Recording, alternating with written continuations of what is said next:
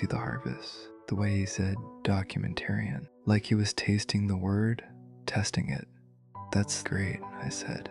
I really appreciate you'll stay with the Merricks, the older man said. It wasn't a question. Margaret and John, they have the room.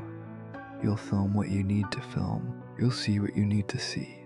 He stepped closer, close enough that I could smell him. Earth and sweat and something else. Something sweet and rotten, like fruit left too long in the sun. But you film everything, he said quietly.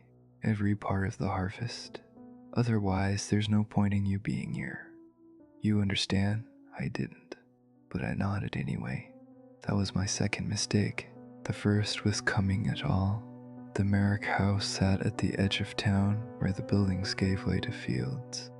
Vast fields stretching into the distance, divided by irrigation ditches and wooden stakes. Even in the fading light, I could see the crops were thriving. Unnaturally so. The corn stood 12 feet tall, stalks thick as a man's arm. The wheat was so heavy it bent under its own weight. Vegetables I couldn't name grew in such abundance. They seemed to pulse with vitality. In the middle of this dying region, Ashwood Hollow's fields were paradise. Margaret Merrick was a thin woman with hollow cheeks and hands that never stopped moving. She showed me to a small room upstairs with a window that overlooked the fields. The room was clean but ancient. A metal bed frame, a dresser with a cracked mirror, wallpaper that had faded to the color of old bone.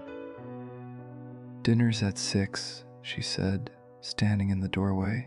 She wouldn't come fully into the room. We eat together, all of us. It's important. All of you. The town.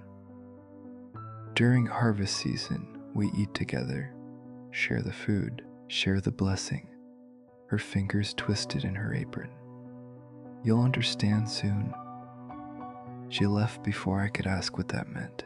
I spent the next hour unpacking my equipment, testing shots from the window. The light was strange here, flat and sourceless, making everything look two-dimensional. Through the viewfinder, the fields looked even more wrong. Too green, too alive. And there was movement at the edges of the frame, subtle shifts in the soil, like something was disturbing it from below. I told myself it was wind, ground settling, anything but what it looked like.